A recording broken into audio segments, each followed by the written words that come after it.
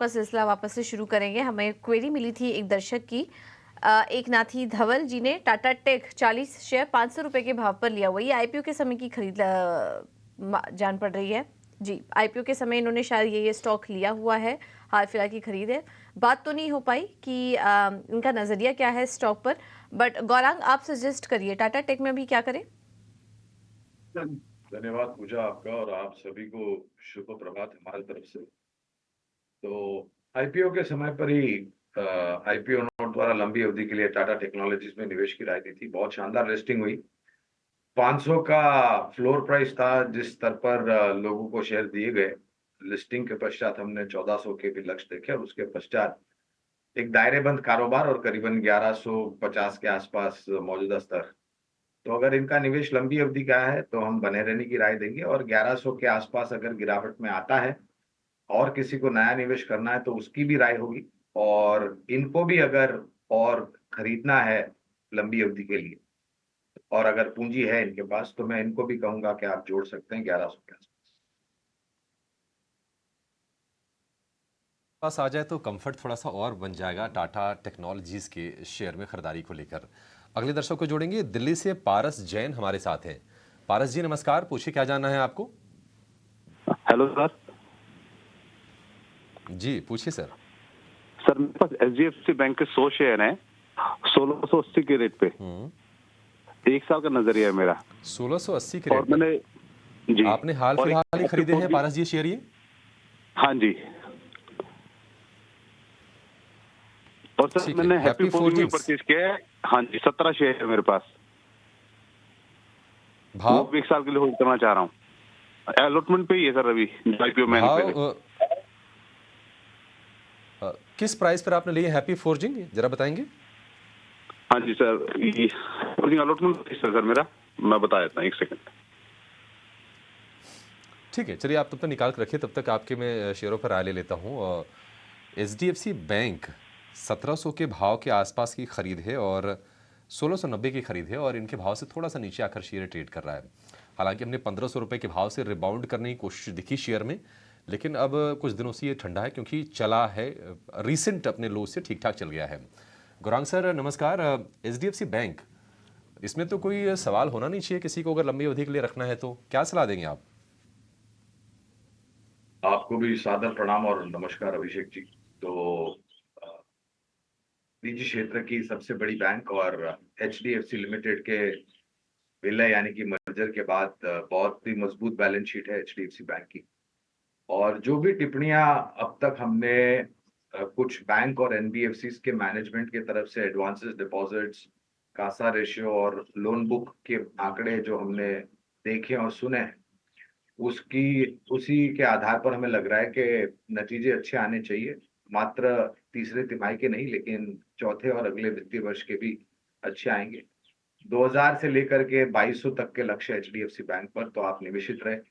Happy forgings limited पर 850 का मेरे ख्याल से फ्लोर था यहाँ पर, जिस स्तर पर लोगों को शेयर दिए गए थे। आईपीओ नोट द्वारा हैप्पी फोर्जिंग्स में भी हमने लंबी अवधि के लिए निवेश करने की राय दी थी। तो मैं इनको एक ही कह सकता हूँ कि लंबी अवधि के लिए आप पहले तो बने रहे और इनको भी यही राय दूंगा कि अगर और जोड़ना है तो गिरावट पर जोड़े और अगर किसी को नया निवेश भी करना है तो वो भी कर सकते। ठीक है, तो हैप्पी फोर्जिंग्स लेवल्स तो नहीं थे आपके हमारे पास क्लियरली, लेकिन ये सलाह आपको दी जा रही है, अभी भी आप होल्ड कर सकते हैं और तेजी के लिए, और एचडीएफसी पर भी होल्ड करने की राय। दिल्ली से जेके जैन हमारे साथ हैं। जैन साहब नमस्कार। कौन सा शेयर है आपके पास? हाँ नमस्कार अभिषेक जी, पूजा जी नमस्कार, और गौरांग साहब को भी जी बहुत बहुत नमस्कार। आज पहली बार गौरांग जी से बात मेरी हो रही है। मेरा एक तो टीसीएस है मेरे पास 3880 रुपए में 10 शेयर। मैं लॉन्ग टर्म इन्वेस्टर हूँ, तो मैं ये जानना चाहता हूँ इन्हीं तो होल्ड करूँ क्या और ऐड कर लूँ? और एक मुझे बजाज ऑटो और बजाज फाइनेंस पे गौरांग साहब की राय चाहिए, क्या मैं खरीद सकता हूँ लॉन्ग टर्म के लिए करंट रेट से? बहुत बढ़िया। आपके तीनों शेयरों का चुनाव तो अच्छा है जैन साहब। पूछ लेते हैं कि टाइमिंग किस तरह की रखनी है, कितना समय देना है। टीसीएस आपके पास है, बजाज ऑटो, बजाज फाइनेंस खरीदने की इच्छा है। अब बताइए टीसीएस पे क्या करना है और बजाज ऑटो और बजाज फाइनेंस क्या सही लेवल पर है, खरीद लेना चाहिए? यही बता रहे थे, धन्यवाद अभिषेक। और आपके चैनल के माध्यम के द्वारा हम लोगों तक पहुंच सकते हैं और हम तो निमित्त मात्र हैं। तो धन्यवाद करना चाहेंगे आपका, आपके सहयोगी का और चैनल का, और जैन जी को भी सादर प्रणाम और नमस्कार हमारे तरफ से। तो तीनों ही कंपनियों के ऊपर बुनियादी तर्क के आधार पर खरीदारी की राय है। टीसीएस का जैसे आपने सही फरमाया था, नतीजे कल आएंगे, थोड़ा बहुत उठापटक हो सकती है नतीजों को ध्यान में रखते हुए। तो अगर लंबी अवधि का नजरिया है तो आप पहले तो टीसीएस में निवेशित रहे, और जुड़ना है तो जोड़ सकते हैं। बजाज ऑटो और बजाज फाइनेंस, अब बजाज ऑटो पर कल एक खबर आई थी बायबैक को लेकर के, 10,000 के स्तर का बायबैक है। तो बायबैक को लेकर के तो हम कभी राय नहीं देते, शेयर देने के लिए कंपनी को खरीदने के लिए वापस बने रहे बजाज ऑटो में। वहां पर भी अगर निवेश करना है तो ये खबर के कारण थोड़ा बहुत उछला है बजाज ऑटो का शेयर। तो इस स्तर पर शुरुआत करें और गिरावट पर जोड़ते जाए, और उसी तरीके से बजाज फाइनेंस, यहाँ पर भी आप शुरुआत करें जैन साहब, निवेश करने की। और पूरी ताकत लगा करके मत कीजिए, नीचे थोड़ी जगह रखिए, अगर गिरावट आती है तो आप और जोड़ सकते हैं। लेकिन निवेश करना इन दोनों ही कंपनियों में शुरू कीजिए, टीसीएस में निवेशित रहे, और अगर और जोड़ना है तो ये नतीजे आ रहे हैं कल, तो थोड़ा आपको मौका मिलेगा निचले स्तर पर, तो वहां पर भी आप जोड़ सकते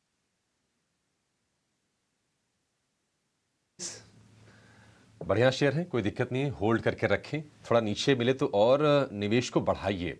और बजाज ऑटो और बजाज फाइनेंस दोनों ही बढ़िया शेयर, इसमें कोई दो राय नहीं है। लेकिन आप इसमें ना चरणों में निवेश कीजिए, एक साथ पूरा दम लगा के मत डालिए पैसे। धीरे धीरे अलग अलग लेवल्स पर आप इसमें निवेश कीजिए। नीचे अगर मिले तो बढ़िया है, आपके लिए मौके बन जाए। डीसीबी बैंक के शेयर है 102 की संख्या में 145 रुपए के भाव पर। डीसीबी बैंक मैंने हाल फिलहाल तेजी देखी भी है डीसीबी बैंक में, और जो छोटे साइज के बैंक से वहां पर हम अपेक्षाकृत ठीक ठाक तेजी देख रहे हैं। डीसीबी बैंक, गौरांग सर आप राय दीजिए। आपका तो बहुत पुराना मुझे याद आता है, डीसीबी बैंक पर तो आपका भरोसा करीब 1 दशक पुराना है। क्या वो अभी भी कायम है, और क्या सलाह होगी आपकी? आपकी याददाश्त की दाद देनी पड़ेगी बिल्कुल अभिषेक। काफी पुरानी कवरेज थी इसके ऊपर, डीसीबी बैंक के ऊपर, और लक्ष्यांक आने के बाद हमने हमारी कवरेज निकाल दी थी और मुनाफा वसूली की राय दी थी। तो मौजूदा कवरेज नहीं है डीसीबी बैंक पर, इसलिए इसके ऊपर मैं विशेष रूप में टिप्पणी नहीं कर पाऊंगा। लेकिन बैंक सक्षम है, और काफी बड़ा परिवर्तन हुआ है कुछ समय में। कुछ दिक्कतें थी अभिषेक, इसकी शाखाओं को लेकर के, ब्रांचेस को लेकर के, जो कि 320 पे लिए हैं। साफ सुथरी हो रही है धीरे धीरे करके बैलेंस शीट। इसी स्तर के आसपास एक निजी क्षेत्र की बैंक जहां पर हमारी कवरेज है, वो है फेडरल बैंक। तो कुछ परिवर्तन करना चाहते हैं तो कर सकते हैं। ठीक है, तो ये है सलाह। डीसीबी बैंक पर आप चाहें तो परिवर्तन भी कर सकते हैं, स्टॉक से निकलकर किसी और अच्छे स्टॉक्स में भी आप एंट्री ले सकते हैं। मिसाल के तौर पर फेडरल बैंक फिलहाल अच्छा लग रहा है, यहाँ पर आप एंट्री ले सकते हैं। अजय हमारे साथ हैं। अजय नमस्कार, पूछिए क्या जानना है आपको? नमस्कार जी, मैंने टाटा कम्युनिकेशन के 55 शेयर लिए थे 1810 के रेट पर। जी। तो अभी कि मुझे क्या करना चाहिए, क्योंकि अभी काफी नीचे चला गया है। टाटा कम्युनिकेशन आपने कब लिए थे अजय जी शेयर ये? ये लगभग 1 महीना हो गया है। 1 महीना पहले टाटा कम्युनिकेशन, ठीक है, बढ़िया है। 1810 के भाव हैं, अब 1720 रुपए के आसपास ये ट्रेड कर रहा है, नीचे आ गया है। निवेशक हैं, समय दे सकते हैं इसमें। गौरांग सर, टाटा कम्युनिकेशन, क्या आपको लगता है कि ये शेयर एक्चुअली काफ़ी चला हुआ है, अब कितनी गुंजाइश बचती इसमें? और दूसरा सवाल ये कि क्या वैल्यूएशंस के लिहाज से अब ये आकर्षक या फिर वाजिब भाव पर है? अभिषेक, पहले खरीदारी की राय थी, और लक्ष्य आने के बाद हमने अभी रिड्यूस यानी कि कम करने की या फिर बेचने की राय दी है टाटा कम्युनिकेशन पर। आपका प्रश्न था मूल्यांकन को लेकर के कि क्या ये सही मूल्यांकन है, तो थोड़ा बहुत महंगा लग रहा है, और जिस स्तर पर इन्होंने खरीदा है 1800 के पार, वो थोड़ा बहुत महंगा है। हो सके तो यहाँ पर इस स्तर पर आप निकलने की प्रयास कीजिए। और अगर यहाँ से निकलते हैं, और विकल्प के रूप में अगर मुझे कोई और शेयर सुझाना है यहाँ पर, तो हमने एचडीएफसी बैंक की राय दी, टीसीएस की राय दी, बजाज ऑटो और बजाज फाइनेंस खरीदारी की राय दी। वित्तीय क्षेत्र में अभिषेक हमें 2 विकल्प ध्यान में आते हैं एचडीएफसी बैंक के अलावा, वो है एक्सिस बैंक या फिर आईसीआईसीआई बैंक। अगर ये टाटा कम्युनिकेशन में से निकल करके दोनों में से किसी एक बैंक चुनते हैं, एक्सिस बैंक या फिर आईसीआईसीआई बैंक, तो हम इतना बिल्कुल कह सकते हैं कि जो भी थोड़ा बहुत नुकसान इनको हो रहा है उसकी भरपाई तो हो जाएगी और उसके ऊपर मुनाफा भी मिलने की संभावना है, बशर्ते कि ये अपना नजरिया थोड़ा लंबी अवधि का रखें। ठीक है, तो लंबी अवधि में आईसीआईसीआई बैंक, एक्सिस बैंक जैसे स्टॉक्स पर आप नजर रख सकते हैं। टाटा कम्युनिकेशन से बेहतर विकल्प ये नजर आ रहे हैं, तो आप वहां पर एंट्री ले लीजिए। आपको मुनाफा भी होगा, लेकिन थोड़ा समय देना पड़ेगा आपको इन स्टॉक्स में। को साथ जोड़ेंगे और पटना से आशुतोष कुमार हमारे साथ हैं। आशुतोष जी नमस्कार, कौन सा शेयर है आपके पास और क्या सलाह चाहिए? आशुतोष से संपर्क टूट गया है, लेकिन इनके पास जो शेयर हैं, एक तो हाल की लिस्टिंग है IREDA 500 शेयर हैं 109 रुपए के भाव पर, और दूसरा शेयर है गेल 500 शेयर है 140 के भाव पर। गेल अपने भाव के आसपास है या फिर थोड़ा सा ऊपर ट्रेड कर रहा है।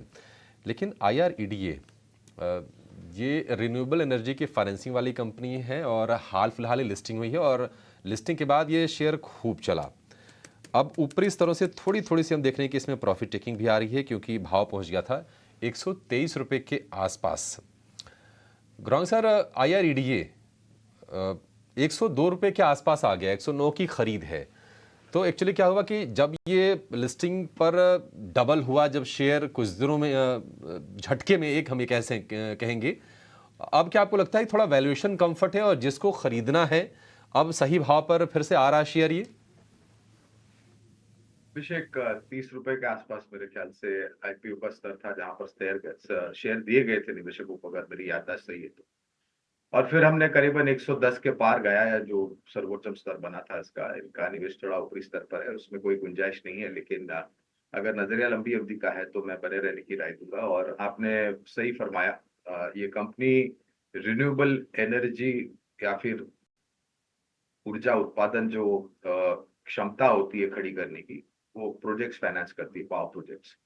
और सूर्य और वायु से जो ज्यादातर नई ऊर्जा खड़ी होगी वो प्रोजेक्ट फाइनेंसिंग ये कंपनी कराएगी। हमने मैनेजमेंट की टिप्पणी को भी सुना था और कारोबार के लेके आश्वासन दिया मैनेजमेंट में कि आने वाले भविष्य में बहुत अच्छा कामकाज होगा और काफी बड़े बड़े प्रोजेक्ट से फाइनेंस करेंगे। आईपीओ नोट द्वारा आईपीओ में निवेश की राय दी थी। निवेश है लंबी अवधि के लिए तो बने रहें, किसी कारणवश गिरावट आती है तो और भी जोड़ सकते हैं। गैस अथॉरिटी ऑफ इंडिया, यहाँ पर भी लंबी अवधि के लिए निवेश की राय है हमारी, तो बने रहने की राय भी दोनों ही शेयर।